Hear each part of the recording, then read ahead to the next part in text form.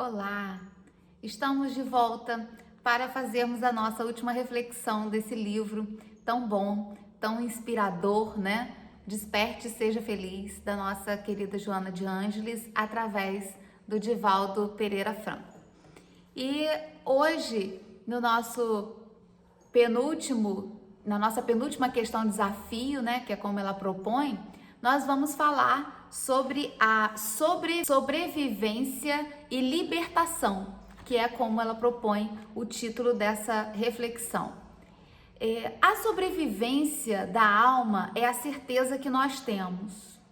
E temos essa certeza baseado em muitos e muitos fatos, desde a antiguidade mais longínqua que se puder buscar.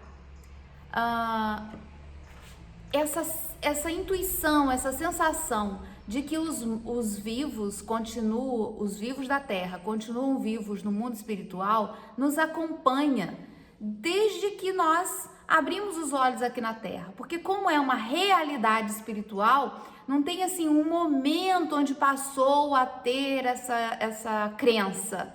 Ela sempre existiu. Provas disso são inúmeros fatos históricos, né? E eu vou pensar o que tem muito a ver com a nossa herança, da nossa formação religiosa, inclusive, né? Buscando lá no povo hebreu, lá em Moisés, né? Ainda saindo lá do Egito, onde ele proclama ali algumas leis de ordem social, né? Aquele código de leis, onde ele busca trazer um pouco de ordem no caos em que estava instaurado, e ali ele proíbe a comunicação com os mortos.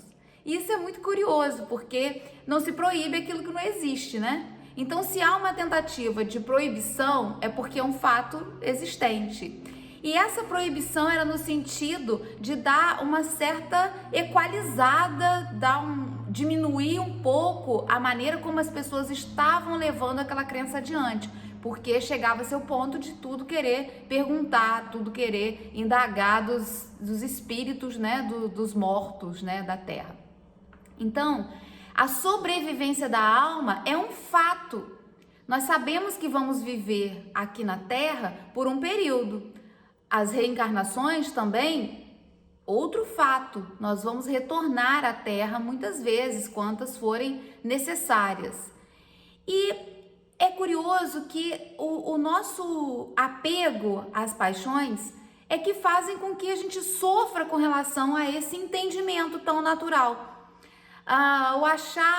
O ficar preso, apego é ficar preso a certas coisas, e nós somos muito apegados. Por mais que a gente pense às vezes que, tô treinando desapego, já tô mais livre, desapegado. Começa a fazer uma análise dos seus hábitos e a gente vai ver o quanto a gente tem ainda de apego. Uns em muito maior grau, outros em menor grau, mas o apego ainda nos acompanha. Então, o apego à juventude, por exemplo, que é quando se quer protelar demais um aspecto que é da nossa natureza, que é o envelhecimento, né? Isso traz um sofrimento para as pessoas. O apego às questões financeiras. É transitório o que nós temos. Inclusive as contas para pagar, elas são transitórias. Mas esse apego a sucessivos ter que receber para pagar, adquirir e passar muito tempo da vida pensando nisso, nos traz o sofrimento, nos traz esse apego a questões que são puramente materiais. Nós sabemos que quando chegar o momento onde nós vamos deixar o corpo físico, vamos deixar, é um fato. A morte é outro fato.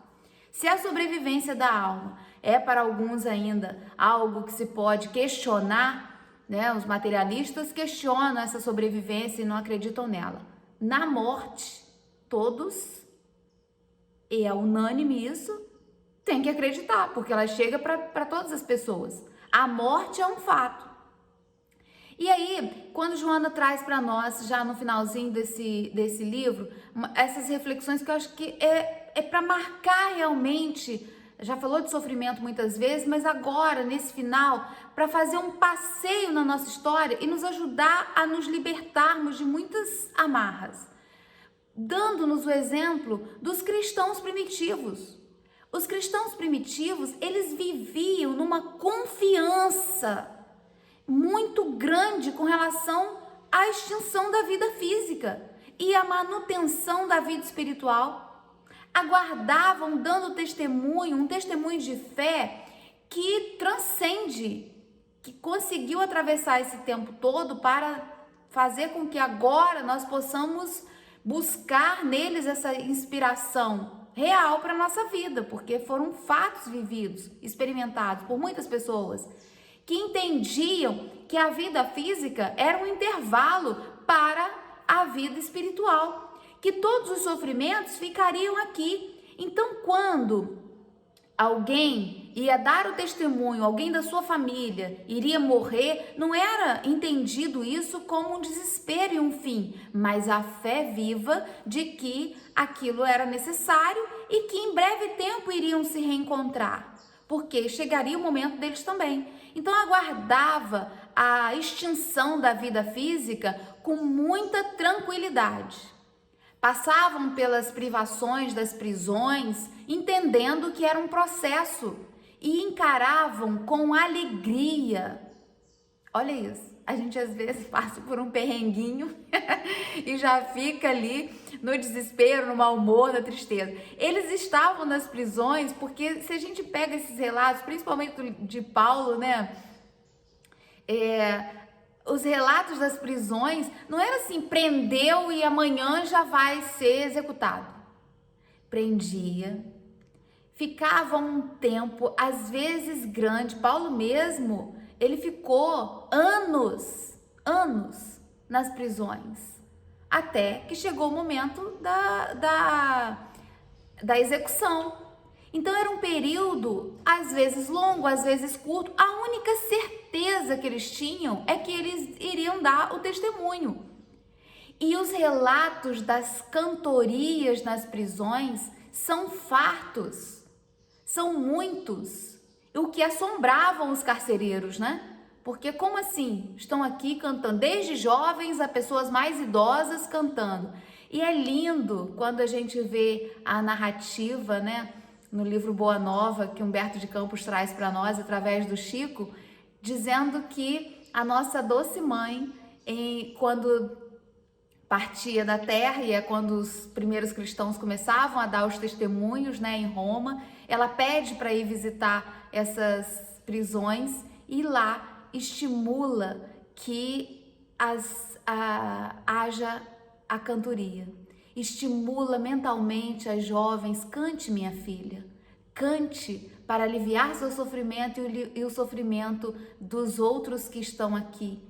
E aí foi quando surgiram esses cantos, e cada vez mais fortes, porque a música tem esse poder, né, de unir as energias, o que dá mais fortalecimento. Então os cristãos primitivos davam testemunhos de fé, passando por aquela tormenta crucial, onde sabiam que a execução iria chegar. E não era uma execução suave, era uma execução brutal, né? Passavam pelo frio, pela fome, né? Eram às vezes açoitados, até chegar o momento ali final.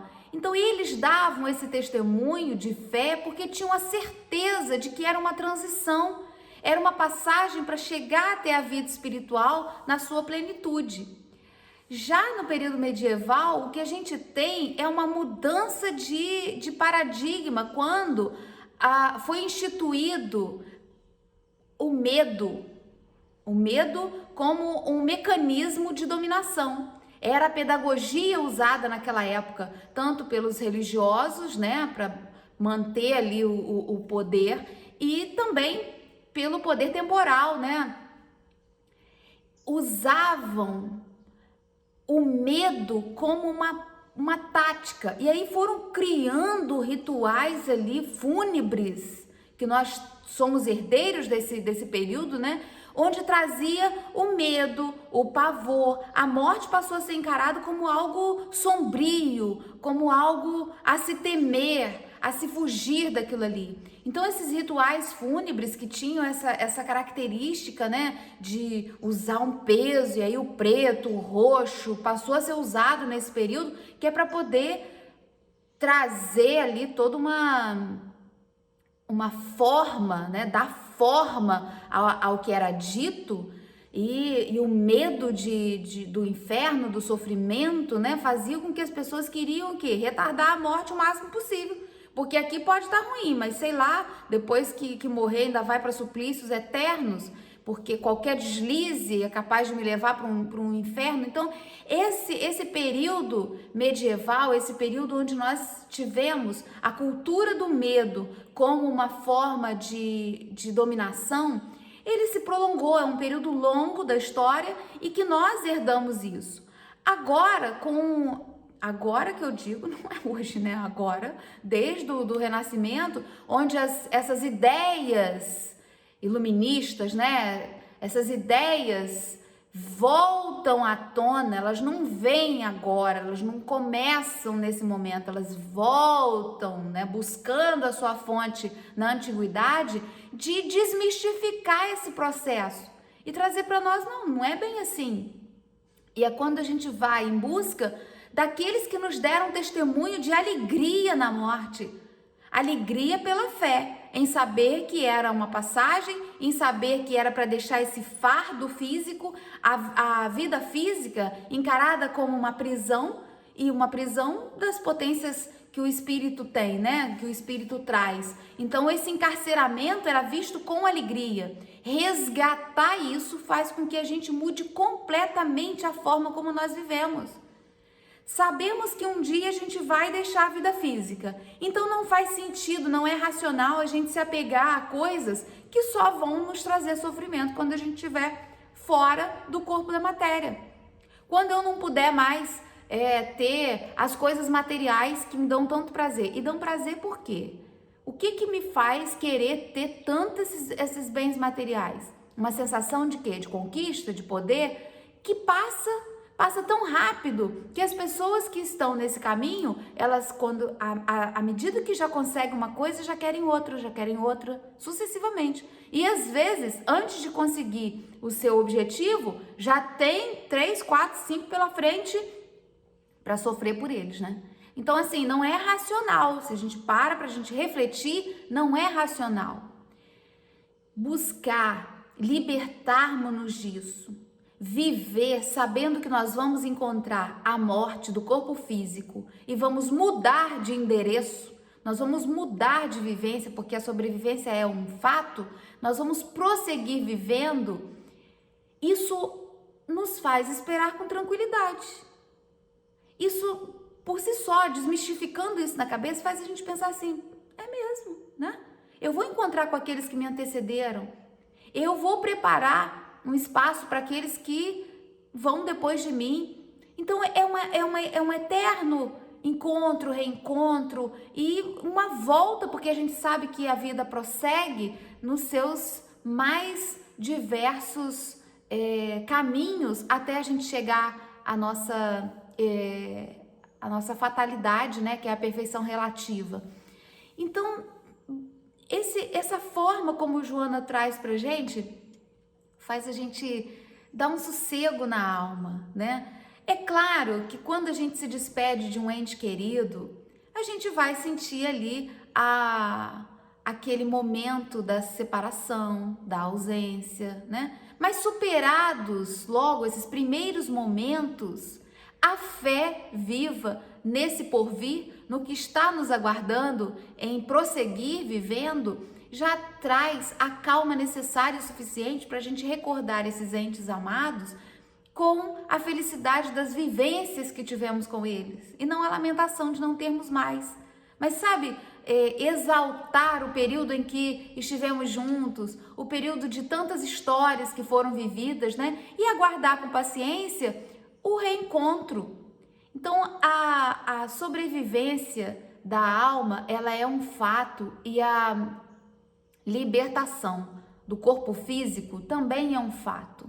Encarar a morte como uma libertação do corpo físico nos traz o sossego necessário, a calma necessária para a gente ir vivendo a nossa vida, aproveitando o que ela traz para nós de aprendizado e de trampolim para o nosso crescimento, vivendo junto com aqueles que estão à nossa volta.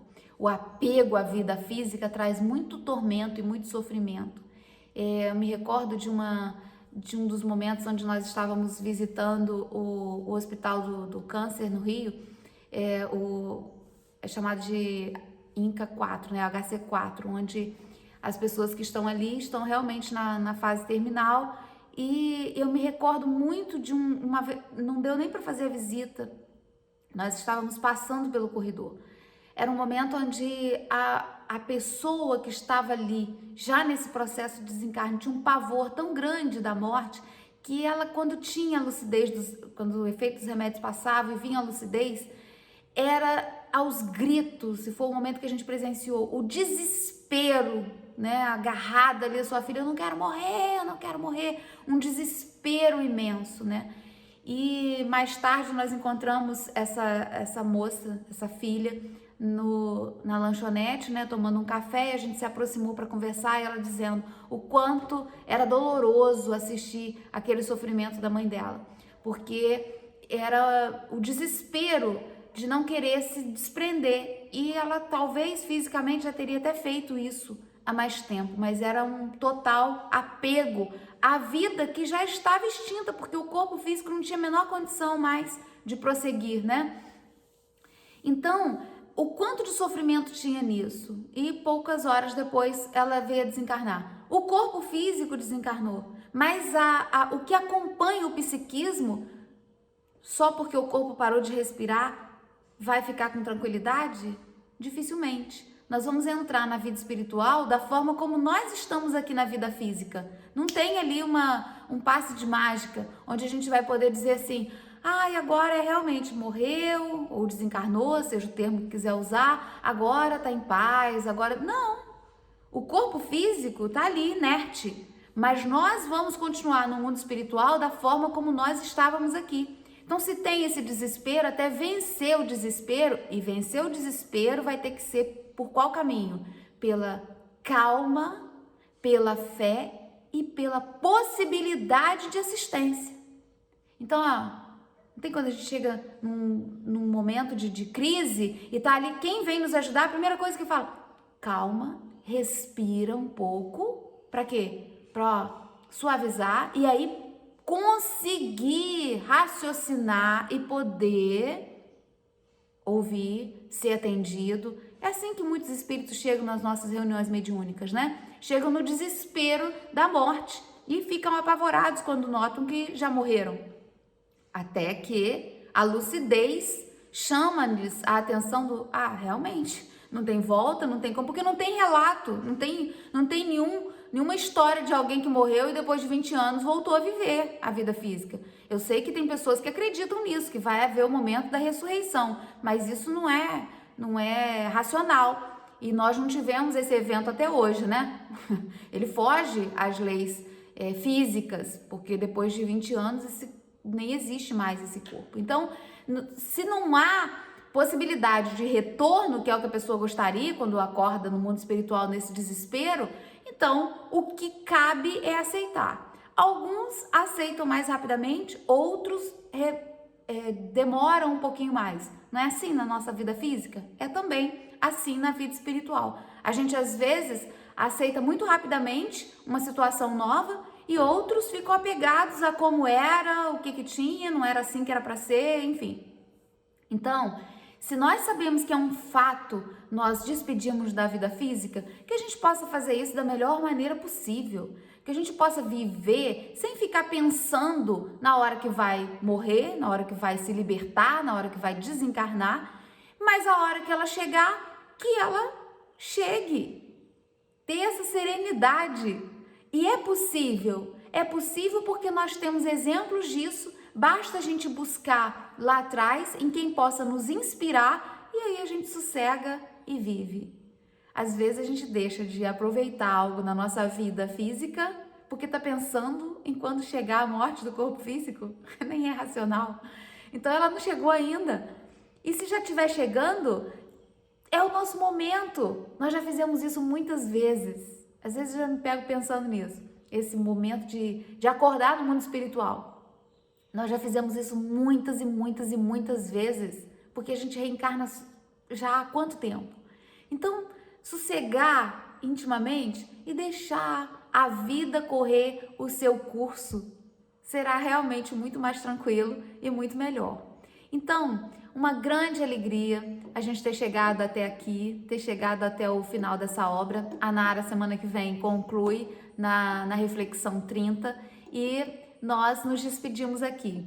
Foi um grande prazer nós podermos estarmos juntos, né? Apesar de distantes, mas essas imagens, esse som, ela vai ficar por muito tempo ainda. Eu sei que outras pessoas chegarão a assistir. Então, é com muita gratidão que a gente encerra essa etapa, com muita alegria. É a nossa segunda obra, nós já fizemos isso com o Homem Integral, também da Joana de Ângeles, e vamos ver o que nos aguarda pela frente, né? Então, que Deus abençoe a todos nós, que Deus possa fortalecer os intentos e propósitos de cada um, que Jesus, que é o nosso mestre inspirador, que nos deu tantos exemplos, possa ser aquele que nos conduz, né? E faça a nossa vida tranquila e feliz. Que nós possamos recordar dessa obra, buscar nela nos momentos de felicidade, nos momentos de desafios, para que a gente possa lembrar que estamos aqui com a finalidade do crescimento, e isso é uma notícia feliz. Que a gente possa aproveitar tudo que acontece na nossa vida e tirar bom proveito disso, porque tem um ditado popular que diz isso, né? De grão em grão que a galinha se alimenta, que a galinha enche o papo. Então, de felicidade em felicidade, de alegria em alegria, que a gente possa transbordar na nossa vida, de pouquinho a pouquinho. Um grande abraço a todos vocês.